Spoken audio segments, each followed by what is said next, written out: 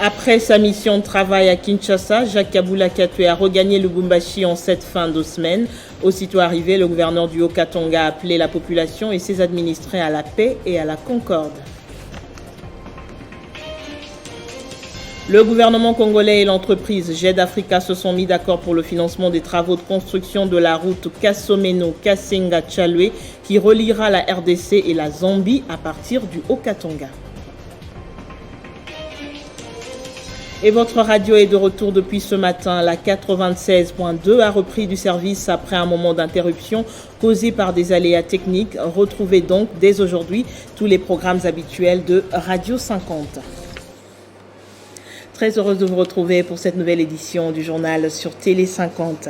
La délégation des députés provinciaux du Lualaba dénonce la violation de la procédure dans la mise en place opérée dernièrement dans leur province par la ministre nationale des Mines. Ils demandent que ce membre du gouvernement revienne donc sur sa décision à la base d'un mécontentement de la population au Lualaba. Le Sénat étant l'émanation des provinces, son président Modeste Bati a promis l'implication de cette chambre pour trouver la solution adéquate. Regardez. Pour nous, nous n'avons pas compris, et même la population, parce que madame a parachuté quelqu'un à Kolwezi, là où il était, il évoluait comme un chef de bureau. La population n'est pas d'accord et la population fait les sittings à l'Assemblée provinciale du Lualaba. Raison pour laquelle le président de l'Assemblée ainsi que son équipe a décidé d'envoyer une délégation que nous représentons ici, venir voir le président du Sénat, étant donné que le Sénat est l'émanation de province. Il était important que nous puissions venir et rencontrer le président. Nous avons échangé, nous lui avons parlé de nos soucis pour que madame le ministre des Mines puisse retirer cet arrêté dans la circulation. Parce que cet arrêté n'a pas respecté la procédure. Il est important que nous, en tant que députés, nous puissions amener cette situation au niveau de notre Sénat. Nous avons trouvé une personne, en tout cas, qui a une oreille attentive. Le président a suivi. Le président nous a demandé, comme c'est une question qui est pendante au niveau du Sénat, et le président nous a dit qu'il y avait déjà une question là-dessus et que madame le ministre des Mines va rentrer le lundi pour donner les réponses aux préoccupations des députés. C'est une occasion pour nous de féliciter nos sénateurs parce que ils ont suivi ce qui se passe et là où ce n'est pas correct, nos députés ont fustigé ce comportement et nous sommes contents et nous encourageons le Sénat de continuer de travailler pour l'intérêt de la population. Signature ce samedi entre le gouvernement congolais et l'entreprise GED Africa RDC du financement des travaux de construction de la route Kasomeno-Kasenga-Tchalwe qui partira de la RDC dans le Katanga jusqu'en Zambie grâce au partenariat entre l'Agence congolaise des grands travaux et GED Africa, un projet qui va faciliter le trafic minier et autres échanges commerciaux. Évalué à plus de 252 millions américains, ce projet va booster les échanges commerciaux, notamment les trafics miniers, à partir du Grand Katanga à RDC vers la zone sud et est du continent. Une autre porte de sortie pour ce trafic minier constitue véritablement une solution à ce problème de congestionnement qui entraîne des files d'attente très énormes à la frontière. Et donc nous accueillons avec beaucoup de joie et beaucoup d'optimisme la signature de ce contrat parce qu'il permettra effectivement de développer un autre corridor, un autre couloir pour l'exportation tout comme l'importation de différentes marchandises en provenance de la province du Katanga. Une matérialisation grâce au partenariat entre l'Agence congolaise des grands travaux sous la supervision du ministère des ITPR et l'entreprise privée GED Africa RDC.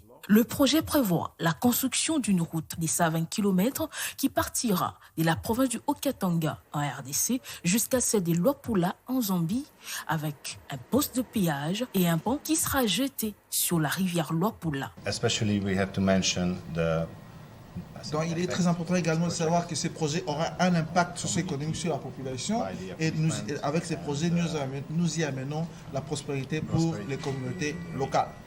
Donc, le groupe Duna qui investit dans ce projet prend ses risques ensemble avec ses partenaires financiers pour construire et assurer la maintenance de cet ouvrage durant une période de 25 ans. Nous savons que ce projet va également aider à faciliter les échanges commerciaux entre la Zambie et la RDC.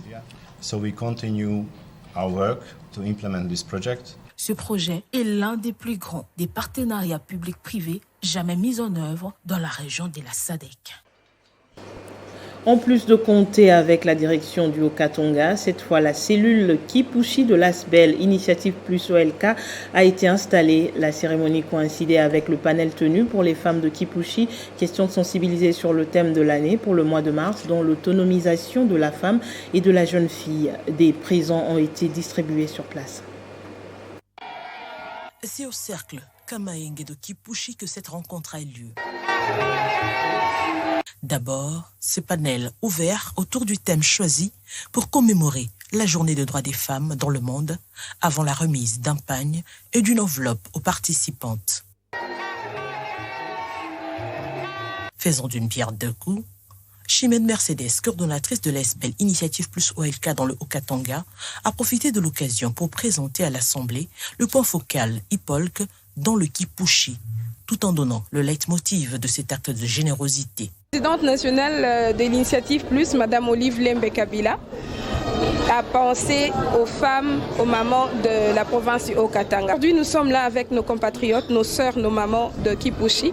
Nous avons passé de bons moments. On a parlé de notre thème annuel mondial, où on a parlé sur l'éducation, la formation de la jeune fille, la lutte contre le changement climatique, ainsi que l'autonomisation de la femme. Un acte accueilli de bonne part par les bénéficiaires qui n'ont pas manqué de louer l'initiative et remercier l'épouse de Joseph Kabila, initiatrice des IPOLC.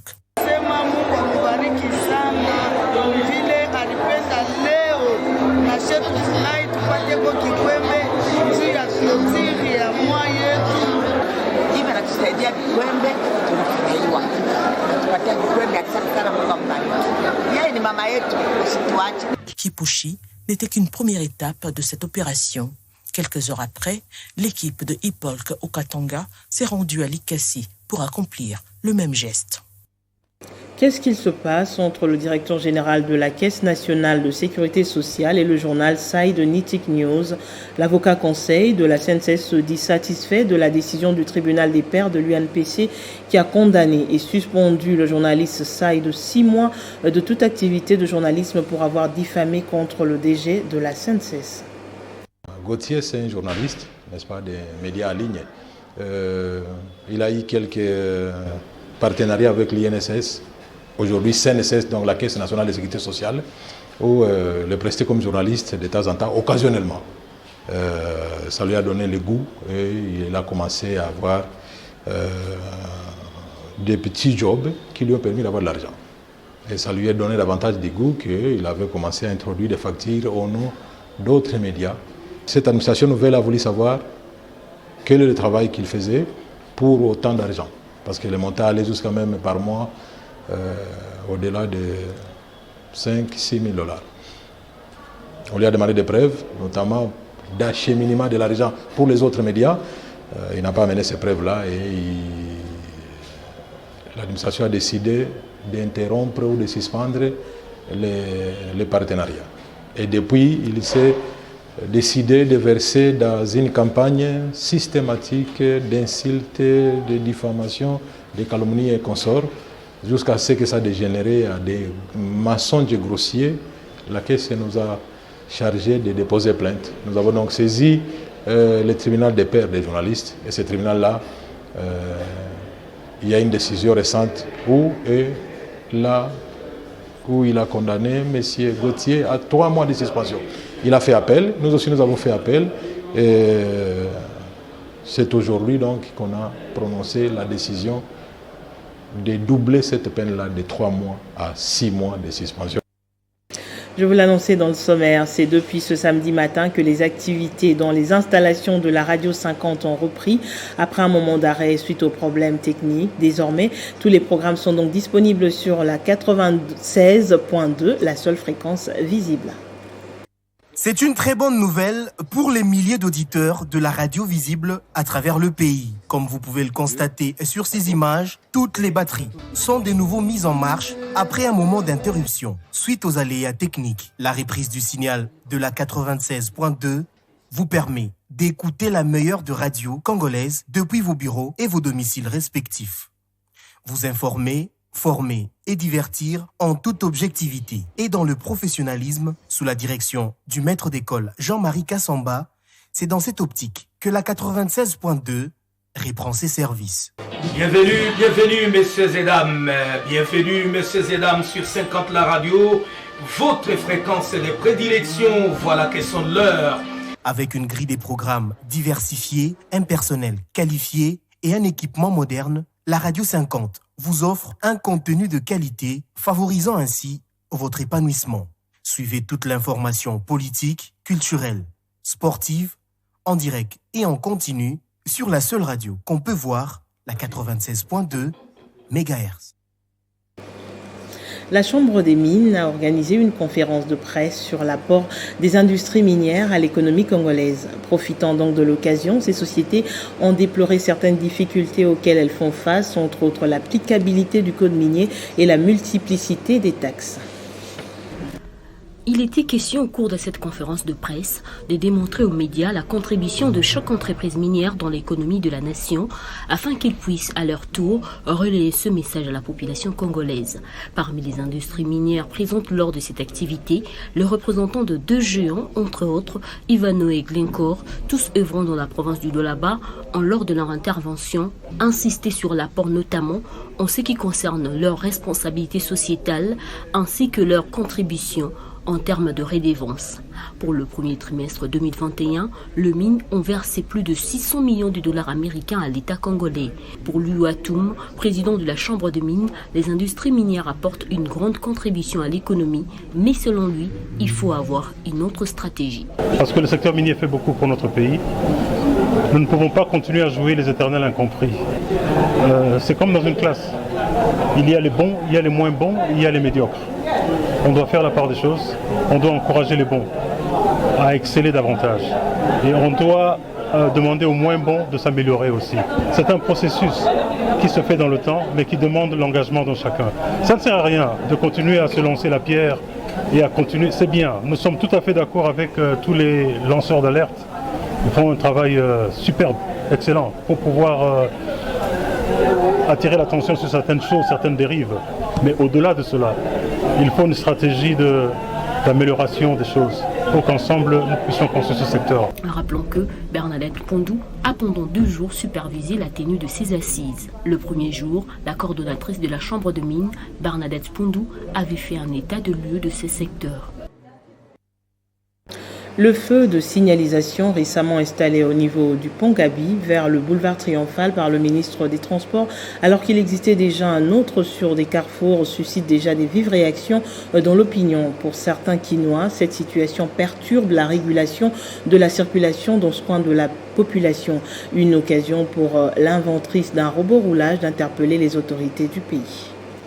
Nous sommes à la place Pont-Gabi sur le boulevard Triomphal à Kinshasa. Ici, il se constate un fait tout étrange, la présence de 2 feux de signalisation sur ce carrefour, dont l'un installé récemment par le ministre des Transports, créant ainsi la confusion sur cette artère. Cette situation perturbe la régulation de la circulation sur ce tronçon. L'ingénieure Thérèse Isaïe Kirongozi, inventrice du robot roulage, qui a effectué une descente sur le terrain, attire l'attention des autorités sur cette anomalie. Dans un carrefour, on ne peut pas avoir 2 technologies qui font la même chose. On ne peut pas réguler la circulation routière avec 2 technologies différentes parce qu'il y aura des algorithmes différents, ça ne peut pas passer.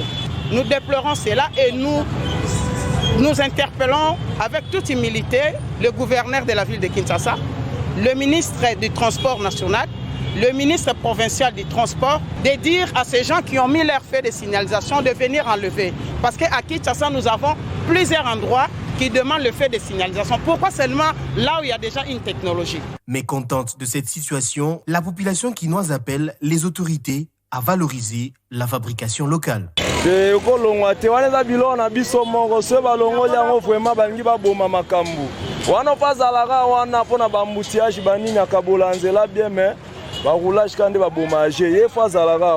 Il faut dire que le robot roulage est une invention technologique purement congolaise qui a vu le jour grâce à l'expertise de Thérèse Isaïe Kirongozi.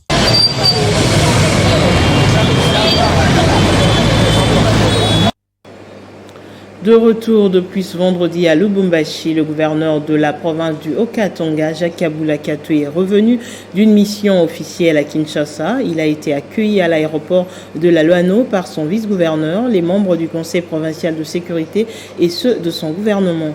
Et c'est un message de paix et de concorde qu'il a adressé à ses administrés.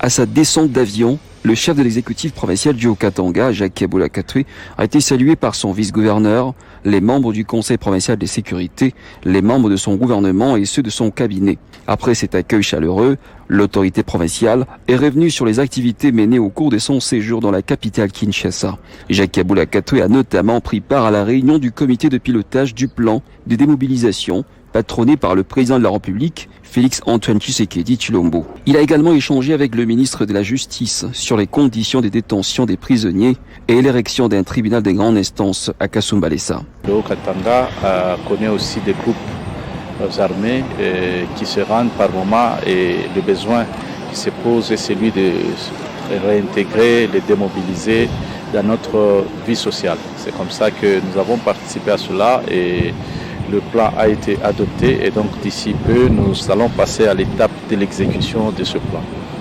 Et nous avions, dans l'entretemps, été en contact avec la ministre de la Justice pour tabler sur la question des conditions de détention des prisonniers et par conséquent aussi des conditions des infrastructures telles que les prisons. Quant à la situation qui a prévalu ces derniers jours à Lubumbashi, Jacques Kabula Katwe a appelé tous ses administrés au calme et à préserver la paix sociale. J'ai été surpris de voir certaines images dans les réseaux sociaux, comme quoi il y avait une forte tension ici en province.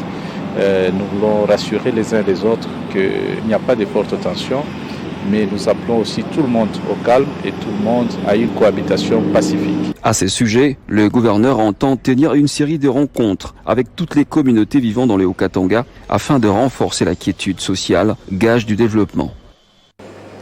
Et d'une province à une autre, le député provincial Kaumba Mayonde du Lualaba vient d'offrir l'éclairage public à ses électeurs du groupement de Mouchi en territoire de Muchacha, situé à 65 km de la ville de Kolwezi. Une joie immense pour la population bénéficiaire. Le développement à la base voulu par le chef de l'État, Félix-Antoine Tshisekedi Tshilombo, devient une réalité dans les groupements de Mushima en territoire de Muchacha. Nous sommes à 65 km de la ville de Kolwezi et cet éclairage public, 66 poteaux au total, est l'œuvre du député Kaumba Mayonde pour changer le visage de ces coins de Lualaba. Anatokea éclairage public mumkini ya Mushima, tunampikia asante sana, endelee paka hivi. Sana kwa kitu honorable anafanya mgrupema Mushima. Pango yetu yote ilikuwa tu ni noir kama ni ushiku. Bantu wengine wanaanza kuanguka juu ya kufuatana na manjimu ile kwa hapo na maibwe.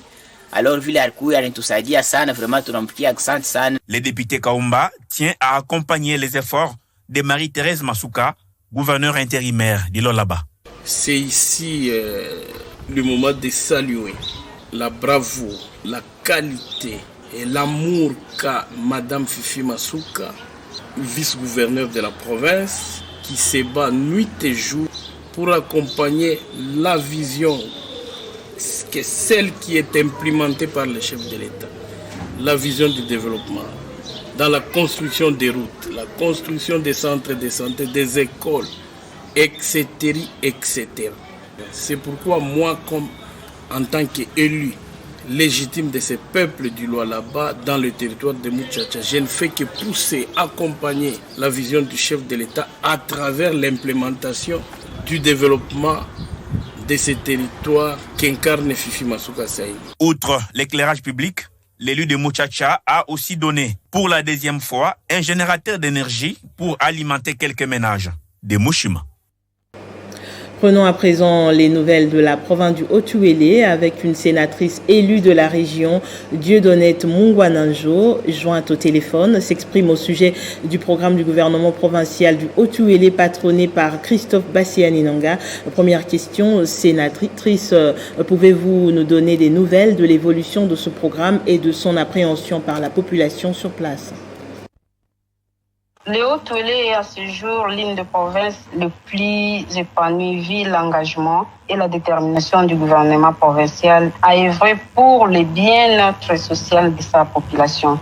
Dans quasiment tous les secteurs, l'action de son Excellence Monsieur le gouverneur Bassianinanga est louée. Et ce n'est pas moi qui l'ai dit, mais plutôt la population vivant sur terrain. Le mois dernier, il y a eu visite de 2 généraux dans notre province, parmi lesquels le général Massi a salué à juste titre le désenclavement routier de la province, évoquant un effort terrible de cet homme qui a pu aménager les routes de la province. Aujourd'hui, il suffit de 6 heures seulement pour relier ici au Iwacha, alors qu'il fallait 2 semaines ou plus même pour y arriver. Les gens ne pensaient pas que c'était possible. Vu les difficultés humaines, il a pu le faire par le moyen des bords, par la perception des taxes et les redevances minières reconnues par la province. La conséquence logique aujourd'hui, ce sont les bus Trasco qui enfluent de plus en plus dans la province. C'est ici donc l'occasion pour moi de saluer son Excellence, Monsieur le Président de la République, chef de l'État, pour son impulsion de développement de notre pays. Et qui dit route sous-entend automatiquement le développement. Est-ce qu'il y a lieu de se plaindre à l'heure actuelle? Est-ce qu'il y a place pour une grogne ou une polémique quelconque? Du côté de la population et même de la classe politique de la région, les avis sont unanimes. Il s'agit bien donc de l'homme qu'il faut à la place qu'il faut. Contrairement à plus de la moitié des provinces dans le pays, le Haut-Uélé vit dans l'harmonie et sans déstabilisation des institutions. Il n'y a aucune personne qui peut me prouver sur papier le contraire. L'Excellence, Monsieur le gouverneur, travaille selon la vision du chef de l'État pour qu'il ne réussisse son mandat. Il faudrait être malhonnête alors pour décourager un tel élan de détermination pour le développement de cette province. Il y a de ceux-là qui sont en train d'évoquer les cas de la malversation ou autres suspicions dans la gestion de la province. Ceux-là peuvent se renseigner dans les différents canaux officiels et publics. Je prends par exemple les cas de notre géante société Kibali Gold Mine, qui publie absolument toutes les redevances minières payées en province et au gouvernement national en temps réel dans leur site. Alors, quiconque voudrait savoir le montant exact et je ne sais pas quoi que cette société paye en termes de redevances minières n'a qu'à consulter les responsables de la dite société. Au Nord Kivu, le conseiller principal du gouverneur militaire en charge de la reconstruction a bouclé cette semaine sa mission d'inspection dans cette partie du pays. La route Butembo et Mangurojipa dans le territoire de Lubero étant déjà praticable, David Kamoa a par la même occasion lancé les travaux de construction du bureau administratif de la commune de Mangina dans le territoire de Beni. C'est dans le but de se rendre compte des travaux de l'ouverture de la route Butembo-Mangurojipa que le conseiller principal du gouverneur militaire du Nord Kivu, David Kamoa, en charge de la reconstruction, s'est rendu sur place. À l'issue de sa visite d'inspection, il s'est dit satisfait car bientôt cette route sera désormais praticable. Nous venons de faire juste 2 heures de temps pour de Butembo jusqu'ici et c'est une grande satisfaction et nous disons félicitations à la société qui a fait ce travail. Et nous sommes venus pour inspecter cette route et en attendant que le gouverneur lui-même vienne constater. Nous sommes une équipe d'avance pour nous rendre compte de la praticabilité de la route et je peux vous rassurer que dans quelques jours, l'autorité provinciale elle-même, le lieutenant général Constant Ndima, va venir pour l'ouverture officielle de cette route et lancer probablement la poursuite des travaux jusqu'à 62 km, donc jusque vers la frontière de la Chopo. Ce qui reste, comme je viens de le dire, c'est de poursuivre les travaux jusqu'à la frontière de la province voisine de la Chopo.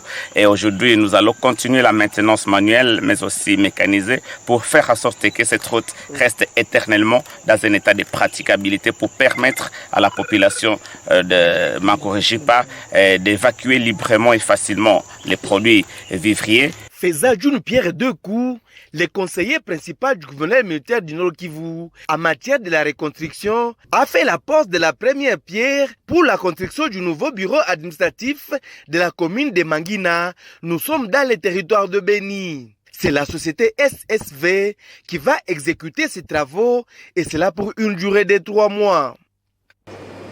Et on poursuit cette ronde dans les provinces, cette fois-ci dans le Holomami, où le gouverneur ad interim a clôturé les activités du mois de mars, mois dédié aux droits des femmes. Dans son mot, Kabamba Ilunga est revenu sur le rôle combien important que doit jouer la femme pour le développement de cette province. Réunies dans la grande salle Sainte-Thérèse de Kamina, les femmes du Holomami ont clôturé les activités du mois de mars sous les auspices du gouverneur ad interim Kabamba Ilunga Batame Anani, le président de l'Assemblée provinciale représentée et d'autres invités des marques, célébrés sous le thème national, promouvoir l'autonomisation des femmes et des filles, ainsi que l'égalité des sexes dans les contextes de lutte contre les changements climatiques et la réduction des risques des catastrophes. Le commissaire général à la santé, Dr Clarisse Kassongo, croit en la réussite de cette lutte des femmes. Plusieurs activités dont l'organisation des conférences débats, les concours de l'éloquence, la visite des écoles des filles pour la vulgarisation du thème sont autant d'activités menées au cours de ces mois. Comme l'a souligné Madame Béatrice Komwimba Ilunga, chef de division genre, famille et enfants. Des personnalités comme le gouverneur ad interim, le commissaire général genre, famille et enfants, le ministre provincial des sports, le ministre provincial des mines et tourisme, la représentante de la CENI ainsi que d'autres bienfaiteurs ont reçu des diplômes de mérite pour leur implication dans la réussite des activités liées au mois de la femme.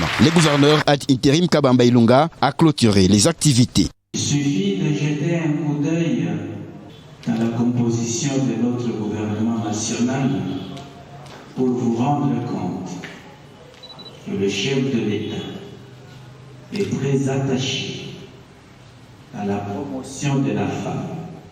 Avec les données qui nous parviennent, nous comprenons maintenant le lien vital qui existe entre le genre, l'équité sociale et les changements climatiques, et également, nous reconnaissons que sans égalité de sexe aujourd'hui, un avenir durable qui prévaut l'égalité restera hors de notre portée. La femme demeure le partenaire non négligeable pour le développement, car éduquer une femme, c'est éduquer une nation. Même exercice à l'Équateur où les activités liées au mois de la femme ont été clôturées officiellement en présence du vice-gouverneur de province. Cette cérémonie de clôture du mois de la femme s'est déroulée sous le haut patronage du gouverneur de la province de l'Équateur, Bobo Boloko Bolumbu, représenté par le vice-gouverneur, Dr Taylor Ngandi. La présidente de l'Assemblée provinciale, Marie-Josée Molebo, était aussi de la partie. Dans son mot des circonstances, le ministre du Genre, Famille et Enfants, Maître Trésor Bissalou, a rappelé à la femme de l'Équateur le rôle qu'elle doit jouer pour le développement de la province et sur le changement climatique. Soyez fiers d'être femme. Donnez la vie partout. Transformez la vie partout où vous êtes. Et surtout, protégez l'environnement avec des activités innovantes dans l'égalité des sexes pour lutter contre les changements climatiques. Le gouvernement provincial reste ouvert à toutes les initiatives qui concourent à l'émergence de la femme, a laissé entendre Taylor Ngandi. Le gouvernement provincial, conduit par M. Bobo Boloko Bolumbu, reste ouvert à toute forme de collaboration et de négociation visant à privilégier l'intérêt supérieur des femmes et des jeunes filles de la province de l'Équateur. Au nom du gouverneur de province empêché et au mien propre, je déclare close les activités du mois de la femme dans la province de l'Équateur. Le gouverneur Bobo Boloko et toute son équipe se battent bec et ongle pour que la parité entre hommes et femmes ne soit pas qu'un simple slogan, mais plutôt une chose réelle pour permettre à la province de décoller. Au Maniema, la coordination provinciale de l'Union sacrée et des personnalités politiques de cette plateforme politique se disent consternés de l'attitude de certains membres du cabinet du gouvernement provincial qui s'attaquent régulièrement au président du Sénat et ont porté sa signature sur la liste définitive des candidats gouverneurs du ticket de l'Union sacrée dans les 13 provinces du pays. Dans une déclaration lue ce samedi, ces cadres de l'Union sacrée remercient le chef de l'État pour le choix porté sur le ticket Kindanda Kishabongo. Nous, l'INC, l'IDPS Tshisekedi, AFDCA, AABC, BIREC, PAAC, les honorables députés provinciaux et les personnalités indépendantes du Maniema avons suivi avec regret et consternation les différentes sorties médiatiques intempestives de quelques membres du cabinet du ministre provincial de l'Intérieur faisant fonction du gouverneur du Maniema, Monsieur Afani Idrissa Mangala, sur la désignation du ticket gagnant de l'Union sacrée de la nation dans la province de Maniema. Nous venons aujourd'hui éclairer l'opinion tant provinciale que nationale pour dire que cette question a déjà été tranchée par la haute hiérarchie de l'Union sacrée en faveur du ticket honorable Kindanda Kishabongo Iber de AABC et Choumaya Fali Bernard de l'AFDCA, choix qualitatif et populaire consensuellement obtenu au niveau du présidium de l'Union sacrée de la nation. Nous, l'Union sacrée de la nation, coordination provinciale du Maniema, rappelons que cette question ayant déjà été réglée par la haute hiérarchie au niveau national ne peut plus faire l'objet d'un quelconque débat, non seulement au Maniema, mais aussi dans toutes les 13 autres provinces concernées par l'élection des gouverneurs et vice-gouverneurs. Et ici à Kinshasa, lancement de l'atelier de formation des jeunes du parti politique Congrès national congolais de Pius Mwabilou. Cette formation vise à inculquer les jeunes la vision et l'idéologie du parti à l'approche des échéances de 2023. Ils sont jeunes et veulent se démarquer par la formation et l'information. Ce qui justifie en ce jour le lancement de cet atelier de formation de la Ligue de jeunes du parti politique Congrès national congolais de Pius Mwabilou. Quelle est l'idéologie du Congrès national congolais? Son combat politique, ses perspectives d'avenir? Toutes ces questions ont été répondues lors de cette formation idéologique et technique. Dans son allocution, Patrick Eshiba Kassemouna, en sa double qualité de président de la Ligue du CNC et de membre du bureau politique du parti, a souligné devant la presse et ses interlocuteurs la pertinence de cette formation dont l'ultime but est la ferme volonté des autorités du parti d'armer conséquemment les troupes de la jeunesse du CNC. Nous avons lancé aujourd'hui une grande école qui est Uwezo Academia, une école qui donne aux jeunes les capacités, le pouvoir de faire la politique avec élégance et en toute connaissance.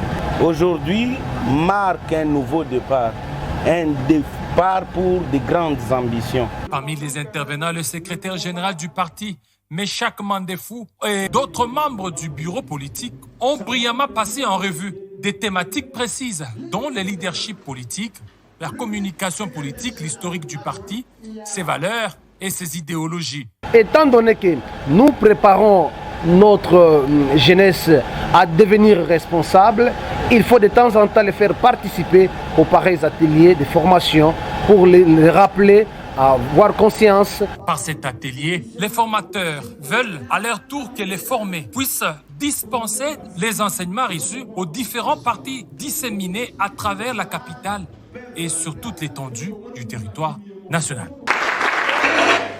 Remplacement de Jean-Marc Abound au poste de premier vice-président de l'Assemblée nationale, l'Alliance pour la réforme de la République propose la députée nationale Henriette Ouamou comme alternative. Dans une déclaration rendue publique ce samedi, les membres de ce regroupement politique, membres de l'Union sacrée de la nation, sollicitent l'indulgence du chef de l'État pour que l'élu de la FUNA soit placé comme candidate à ce poste.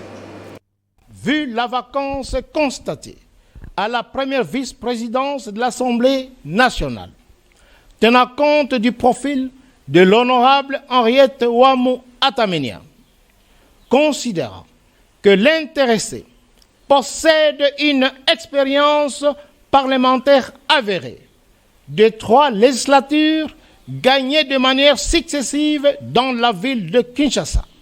Considérant la loyauté et la fidélité de l'ADR et de sa présidente, l'honorable Henriette Ouamou Ataminia, à l'égard de l'Union sacrée en général et de l'UDPS en particulier.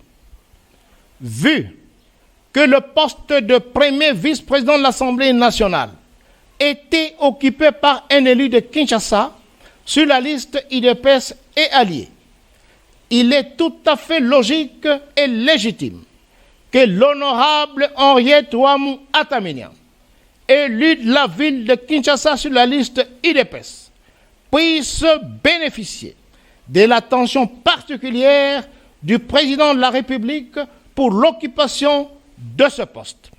L'honorable Henriette Ouamou Ataminia est l'une des femmes rares à diriger un regroupement politique au sein de l'Union sacrée de la nation.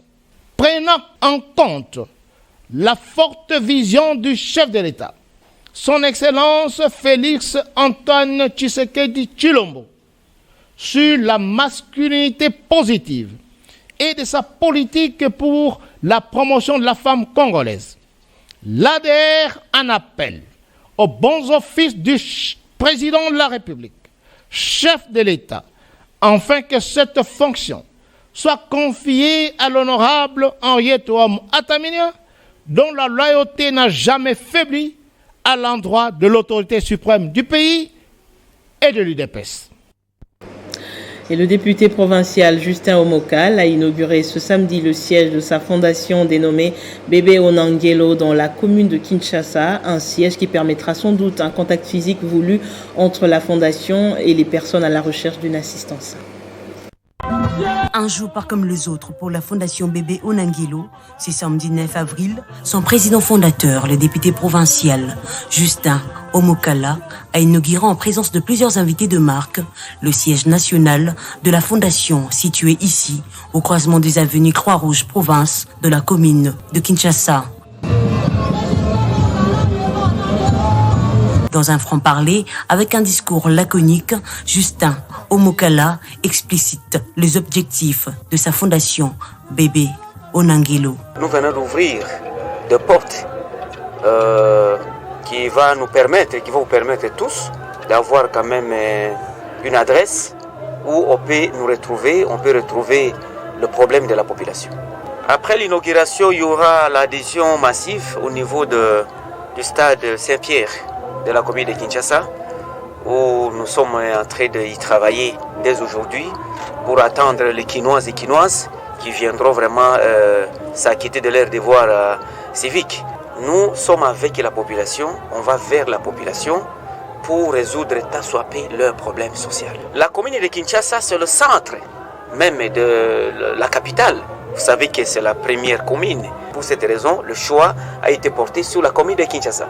On n'a pas autre chose que d'aider les démunis, ceux qui souffrent, ceux qui veulent quand même venir vers nous pour avoir ne fût-ce que de quoi manger, de quoi faire leur business. Je demande à tout le monde, vous les journalistes, les musiciens, les militaires, les hommes politiques, de s'approprier de l'opposition tout comme de la majorité. Nous sommes avec le gouvernement. Peu après, le président fondateur de Bébé Onangelo a également procédé à l'ouverture de séances des adhésions massives. Place au rappel des principaux titres. Après sa mission de travail à Kinshasa, Jacques Kabula Katwe a regagné le Lubumbashi en cette fin de semaine. Aussitôt arrivé, le gouverneur du Haut-Katanga a appelé la population et ses administrés à la paix et à la concorde. Le gouvernement congolais et l'entreprise Jet d'Africa se sont mis d'accord pour le financement des travaux de construction de la route Kasomeno-Kasinga-Tchalui qui reliera la RDC et la Zambie à partir du Haut-Katanga. Et votre radio est de retour depuis ce matin. La 96.2 a repris du service après un moment d'interruption causé par des aléas techniques. Retrouvez donc dès aujourd'hui tous les programmes habituels de Radio 50. Merci de votre fidélité et sur Télé 50 de l'actualité reste en continu.